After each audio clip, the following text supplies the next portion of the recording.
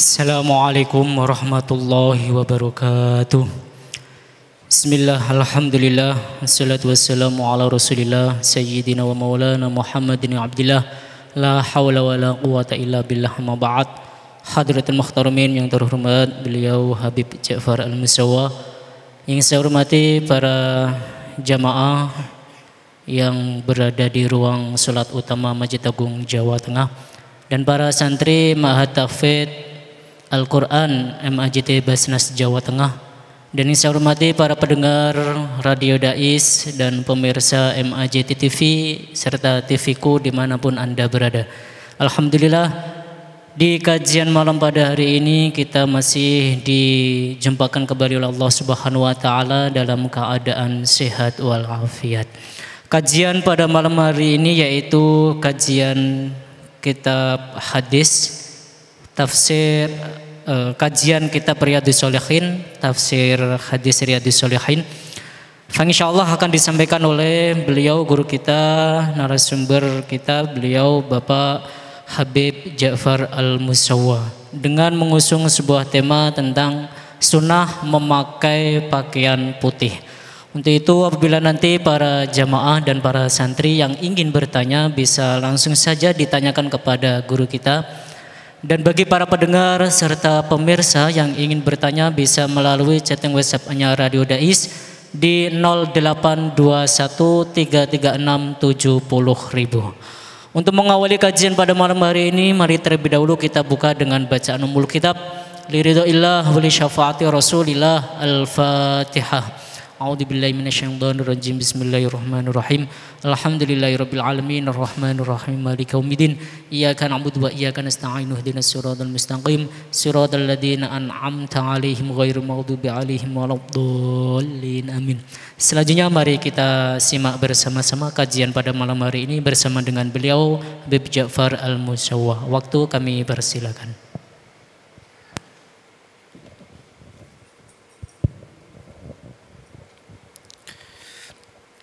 Assalamualaikum warahmatullahi ta'ala wabarakatuh. Bismillahirrahmanirrahim. Alhamdulillahi rabbil alamin wa bihi nasta'in ala umuri dunya waddin. Summa salatu wassalamu ala imamil anbiya wal mursalin Sayyidina wa habibina wa syafi'ina wa qurrati a'yunina wa maulana Muhammadin sallallahu alaihi wasallam wa ala alihi wa ashabihi ajma'in. Amma ba'd. Bapak dan Ibu, hadirin hadirat yang saya hormati, dan juga para pemirsa MAJT TV dan juga pemirsa TVku dimanapun berada, serta seluruh pendengar Radio Dais dan juga Radio Gaul FM semuanya, rahimakumullah. Alhamdulillah, kita tidak bosan-bosannya untuk selalu bersyukur atas segala nikmat-nikmat Allah yang diberikan kepada kita. Mudah-mudahan dengan kita selalu bersyukur atas nikmat-nikmat Allah, maka Allah akan senantiasa berkenan menambah kenikmatan-kenikmatannya kepada kita, baik itu nikmat lahiriah maupun nikmat batiniah. Amin ya rabbal alamin. Hadirin rahimakumullah, tadi disampaikan bahwa tema kali ini adalah tentang sunnah memakai pakaian yang berwarna putih. Tentunya kita sudah tahu bahwa Rasulullah Shallallahu Alaihi Wasallam itu paling senang memakai pakaian atau dari kain yang berwarna putih. Dan kita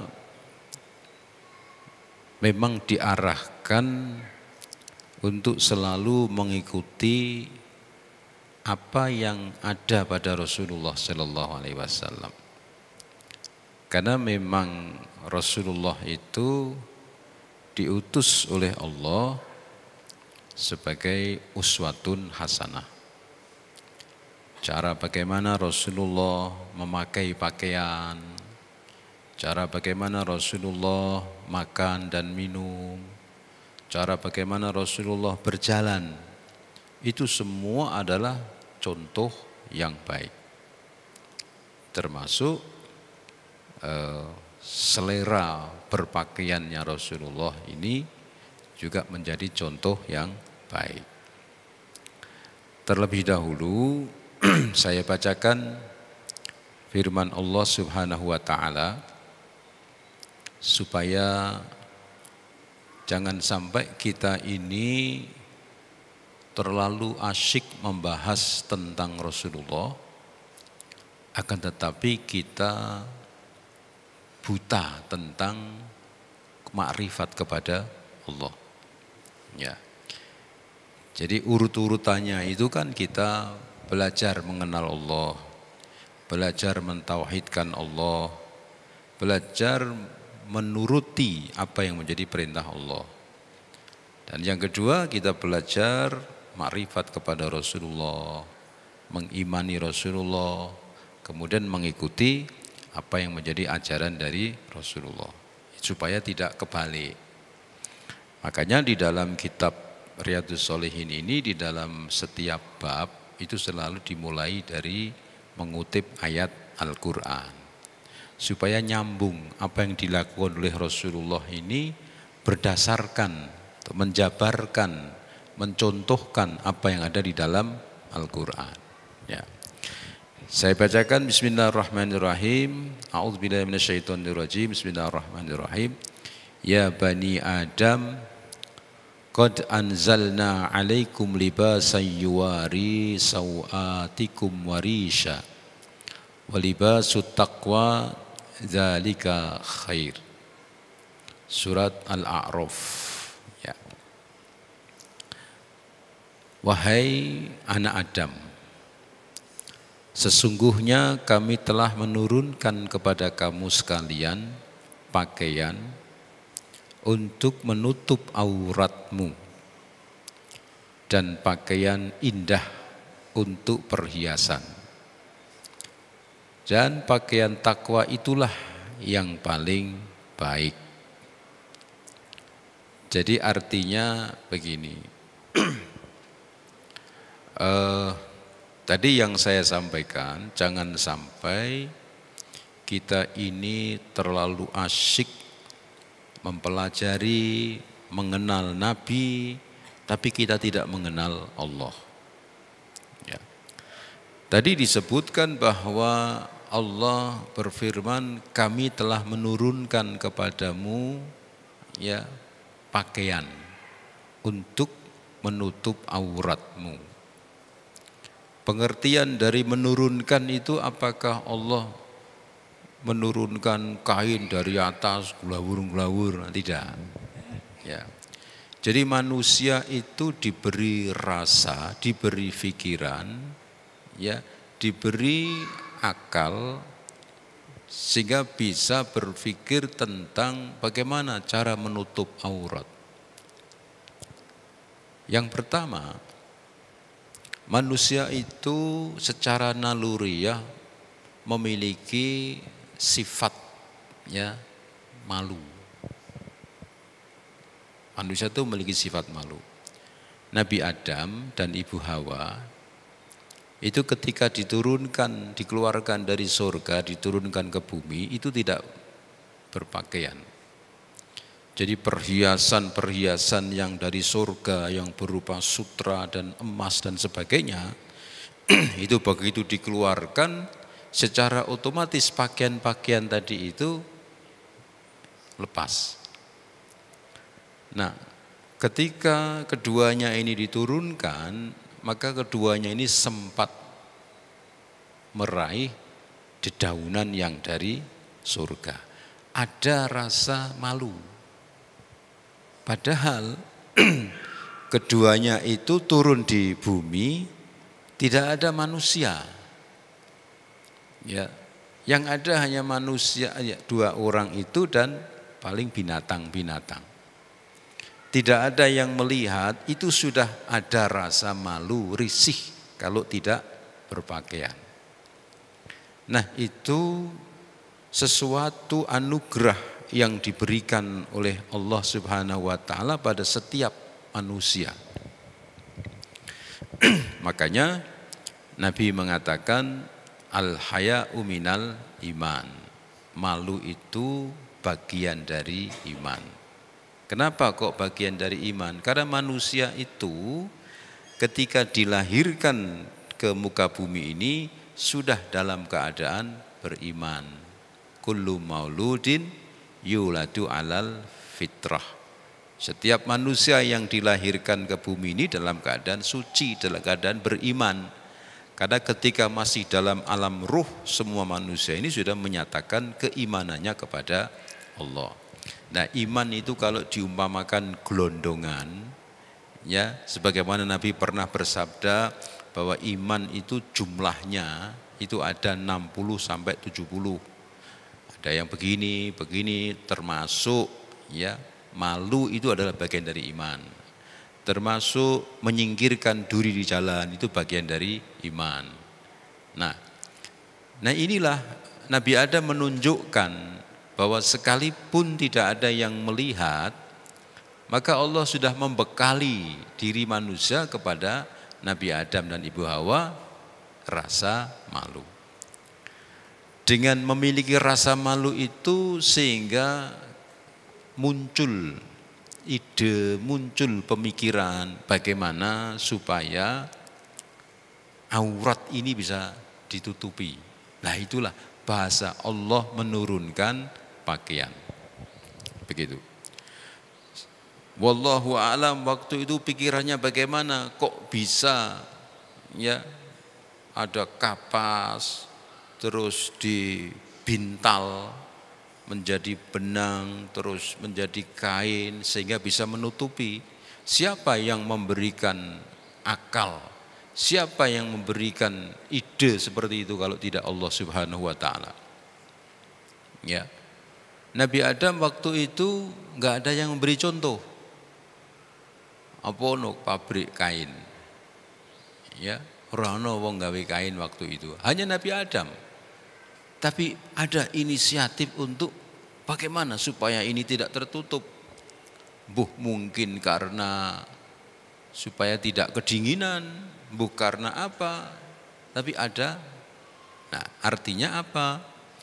Dalam segala hal itu kita jangan melupakan Allah Subhanahu wa taala. Begitu. Kita bisa hadir di sini ini karena digerakkan oleh Allah. Kalau kita tidak digerakkan oleh Allah, kita enggak datang. Ya. Kalau tidak ditentukan, ditakdirkan oleh Allah, kita enggak sampai di sini. Nah, inilah pentingnya tadi yang saya katakan bahwa jangan sampai kita ini terlalu asyik membahas tentang Nabi Muhammad SAW, akan tetapi kita buta tentang kemakrifatan kita kepada Allah Subhanahu wa taala, begitu. Nah, sesungguhnya kami telah menurunkan kepada kamu sekalian pakaian untuk menutupi auratmu dan pakaian indah untuk perhiasan. Ya, muncul, ya, oh ini bagus warnanya, oh ini. Ini kalau orang melihat dan berpikir seperti itu, akhirnya terlontar suara subhanallah, gitu. Menungso dikai akal sedemikian rupa sehingga manusia terlihat indah, terlihat tampan dengan baju motif yang bermacam-macam, ya, sehingga terus ini ide ini muncul terus. Setiap tahun yang ini warna ini sudah bosan, muncul lagi. Siapa yang menentukan itu kalau tidak Allah Subhanahu wa taala? Ya. Kemudian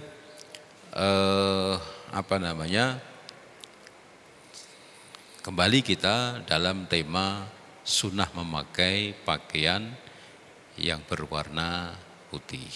Ya. Mengapa Rasulullah Shallallahu Alaihi Wasallam menggunakan pakaian yang berwarna putih? Ya. Putih itu yang pertama ya dipandang enak. Putih itu melambangkan ya kalau nanti di akhirat itu manusia ini hanya ada dua warna. Hanya ada dua warna. Orang-orang yang baik itu nanti berwarna putih. Kulitnya berwarna putih. Orang yang tidak baik berwarna hitam. Orang yang berwarna hitam di dunia itu nanti di akhirat, di surga warnanya putih. Jadi makanya wong sing kulite ireng-ireng wi jangan berkecil hati, sabar. Sok ben kowe bakal kulitmu putih podo. Ya. Nanti semua manusia yang di surga itu putih. Itu melambangkan ya. Wa ammal ladzina yadhat wujuhum. Adapun orang-orang yang wajahnya putih ya, fa fi rahmatillah. Itu adalah dalam kerahmatan Allah Subhanahu wa taala. Maka Nabi senantiasa senang memakai pakaian putih. Tapi bukan berarti Nabi tidak suka dengan warna yang lain. Bukan berarti Nabi tidak pernah memakai warna yang lain. Tapi Nabi sering memakai pakaian yang putih. Orang kalau misalnya kita sholat, di depan kita ini berpakaian warna putih, ya sudah, kita ini sudah kosong. Tapi kalau misalnya berpakaian merah, yang di belakang ini mesti mikir, ini ono buanteng diseruduk iki. Ya. Lah sholat kok mikir kaya ngono. Pemene bar nonton YouTube, ya matador itu, buanteng ini weruh karena warna merah itu kan, semangat, ya. Terus kita berpikir seperti itu. Apalagi orang memakai pakaian yang bergambar-gambar. Di depan kita orang pakai pakaian atau kaos bergambar-gambar. Ngomongnya TTS, ya, menurun, mendatar. Jadi ning burine iki bayangke ya. Pertanyaan pertama mendatar opo iki. Begitu, ya. Wono sing pede buruan mertua, diburu karo mertua. Diburu ki memang meh dipek apa meh si tagih utangi sama macam itu. Sholat atau nggak pakaian kayak ngono. Sholat itu pakaian yang kata Rasulullah yang putih. Jadi orang yang di belakangnya itu sudah nggak ada pikiran-pikiran yang macam-macam. Ya. Nah itulah yang disukai Rasulullah Shallallahu Alaihi Wasallam. Kemudian kita sebagai umatnya, sebagai pengikutnya, sebagai pecintanya, itu Allah ingin melihat sejauh mana bukti kecintaanmu kepada Rasulullah Shallallahu Alaihi Wasallam. Begitu. Jadi kalau kita ini mengatakan cinta kepada Rasulullah, tapi kok kita tidak suka dengan apa yang ada pada Rasulullah, itu berarti cintanya dusta. Begitu. Cintanya dusta. Kenapa kok harus cinta kepada Rasulullah? Karena kalau orang cinta kepada Rasulullah, maka dia akan senang mengikuti sunnah-sunnahnya Rasulullah. Kalau tidak suka, kalau tidak senang dengan Rasulullah, kalau tidak cinta kepada Rasulullah, maka orang itu tidak akan mengikuti sunnah-sunnah Rasulullah. Ya. Kenapa kok harus cinta? Karena nanti di sana itu manusia akan dipertemukan, dikumpulkan dengan orang yang dicintainya. Jadi tidak ada kata lain, jangan membantah bahwa apa yang dilakukan oleh Rasulullah, kita harus belajar, berusaha mengikutinya. Karena sudah di dalam Al-Quran dikatakan, Qul in kuntum tuhibbunallah fattabi'uni yuhibbukumullah. Bila kau cinta kepada Allah, maka ikutilah Nabi Muhammad sallallahu alaihi wasallam, kamu akan dicintai. Jadi kalau ada orang memakai baju putih ketika melaksanakan sholat ataupun apa saja karena mengikuti Rasulullah, maka dia dicintai oleh Allah dan diampuni oleh Allah. Saya dulu pernah sampaikan, ya, dalam Bahsul Masail itu pernah ada yang pertanyaan, ya. Ulama-ulama Ahlus Sunnah wal Jamaah itu mengatakan orang sholat memakai rida, ya, dikalungkan rida itu sunnah. Ya. Ada pertanyaan, bagaimana kalau ada orang kepingin mengikuti atau itba Rasulullah memakai sorban rida, tapi tidak punya rida.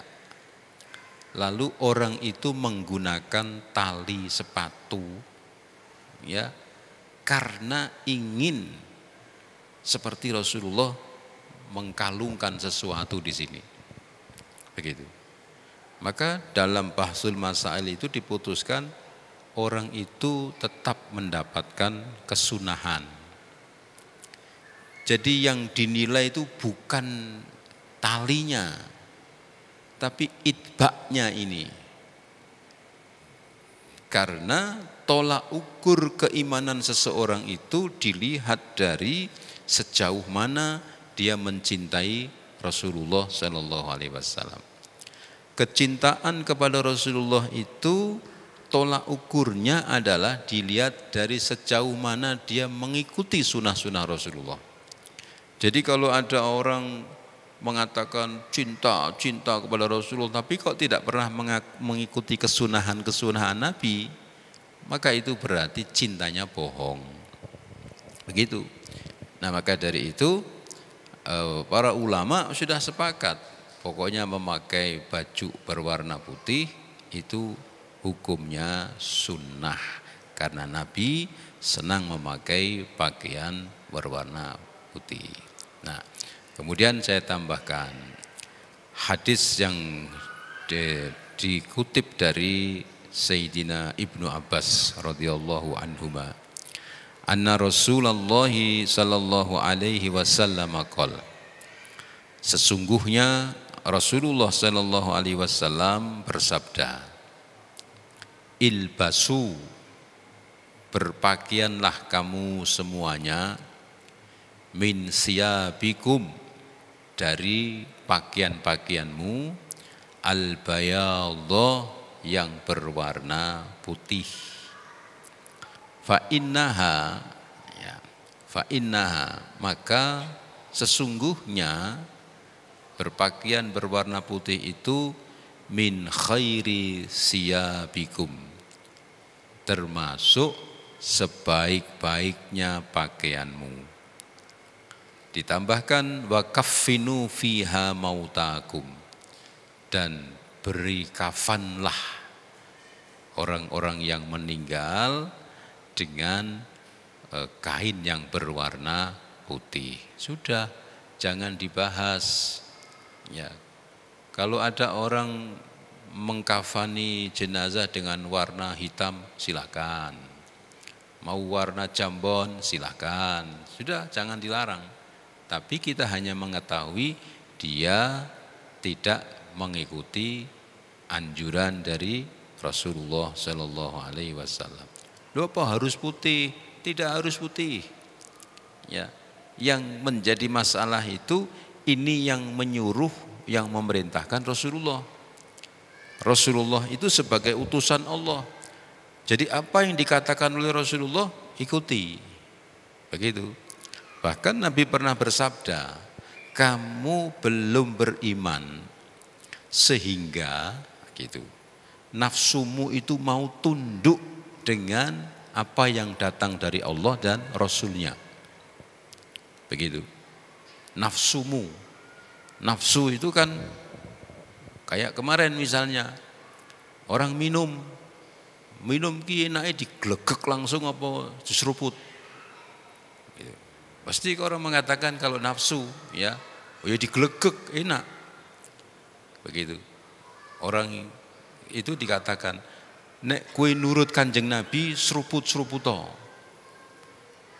Lah nafsu orang ini kan apa enak. Ngombe kok seruput lah, orang lego. Berarti dia belum beriman. Imannya masih belum sempurna. Kalau memang dia imannya sempurna, apa kata Rasulullah? Sami'na wa ata'na. Dan orang kalau sudah nurut kepada Allah, Rasulullah dicatat oleh Allah.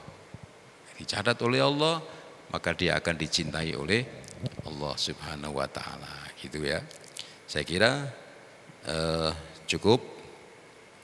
Mungkin ada yang mau bertanya seputar apa yang saya sampaikan, atau mungkin ada yang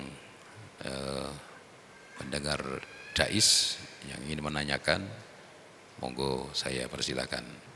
Assalamualaikum warahmatullahi wabarakatuh. Izin bertanya Habib, kan tadi sudah dijelaskan bahwasanya kesunahan dalam berpakaian berwarna putih. Nah, pertanyaan saya, apakah dari pakaian tersebut, contoh kita hanya yang berwarna putih itu sarungnya atau pecinya dari sebagian itu aja, apakah itu bisa dikatakan sunnah?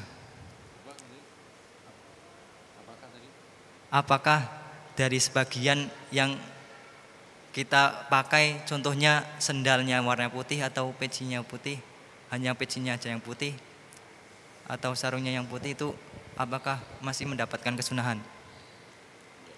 Cukup sekian. Assalamualaikum warahmatullahi wabarakatuh.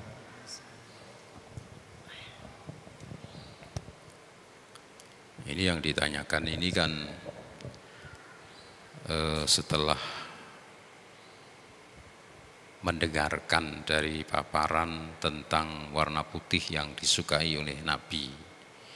Yang ditanyakan ini apakah termasuk kalau pakai sandal warna putih, peci putih, sarung putih, apalagi kaos putih, ya, apakah termasuk mendapatkan kesunahan?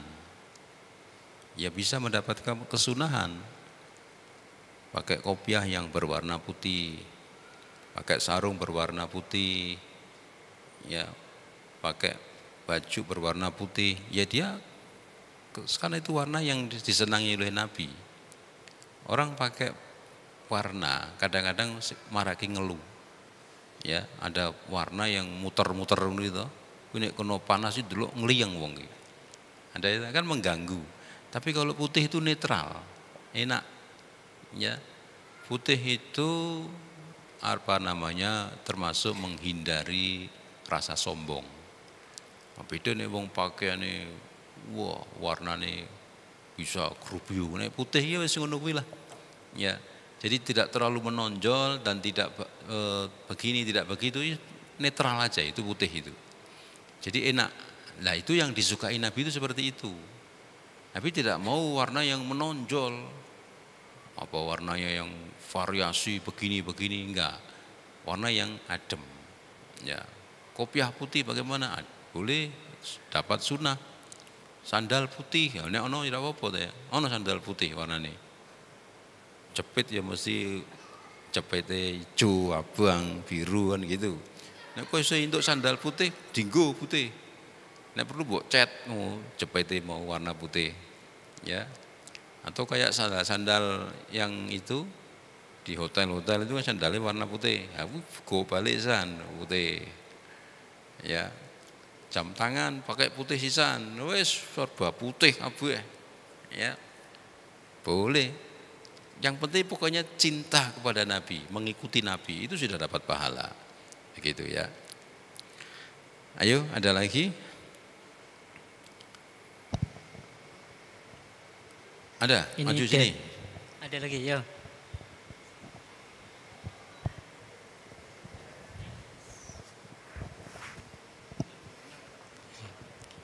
Assalamualaikum warahmatullahi wabarakatuh. Waalaikumsalam warahmatullahi Izin bertanya, Bib.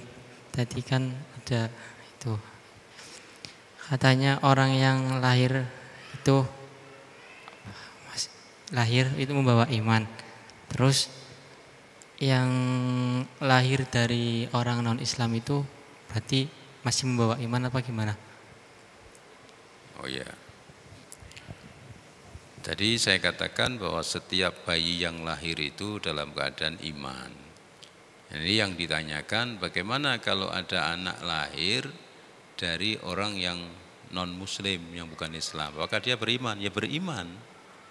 Semuanya itu beriman. Jadi anaknya orang Nasrani, orang Hindu, itu begitu lahir dia beriman. Karena waktu di alam ruh semuanya sudah beriman.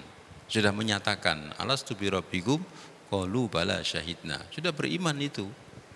Ya, fa'abawahu, maka kedua orang tuanya inilah yang akan mengarahkan apakah dia nanti bakal jadi Nasrani atau Yahudi atau Majusi, itu orang tuanya. Jadi anak semua yang lahir itu dalam keadaan yang beriman, siapapun itu orang tuanya. Ya, misalnya ada yang mengatakan, nek wong tuane zina piye? Lahir dalam keadaan iman. Karena memang sudah iman dari dulu, ya. Jadi begitu. Makanya kita jangan menghina ini dan itu. Karena iman itu nanti bisa muncul lagi. Ada orang yang tidak beriman terus dia nek calon rokok dan sebagainya, nggak bisa begitu. Karena begitu meletus lagi dia kembali. Ya, karena hiroh atau semangat manusia itu pasti ingin memperoleh kebaikan. Ya, jadi orang-orang yang mu'alaf itu karena dia di dalamnya sudah ada iman. Jadi begitu kesentuh sedikit itu aja, dia sadar, langsung beriman. Jadi jangan ngilai, oh mesti neraka, belum tentu. Ya, malah kita sing kemelinti malah bisa kepleset. Naudzubillah min dzalik gitu. Jadi semuanya terima gitu ya. Masih ada waktu? 5 menit lagi.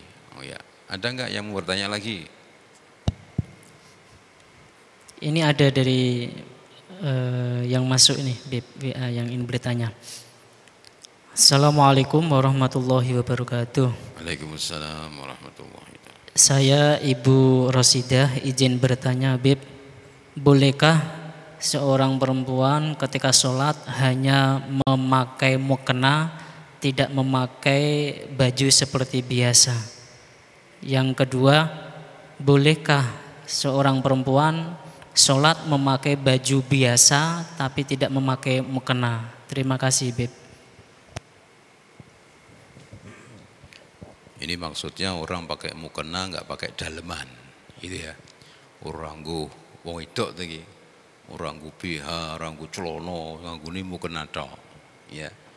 Ya jadi masalah itu nerawang apa ora? Ngono lho maksudnya. Nek mukenane kayaknya kandel yo ora apa-apa. Ya. Padha kowe nganggo sarung ora nganggo celana jero. Pernah rak kowe ngono?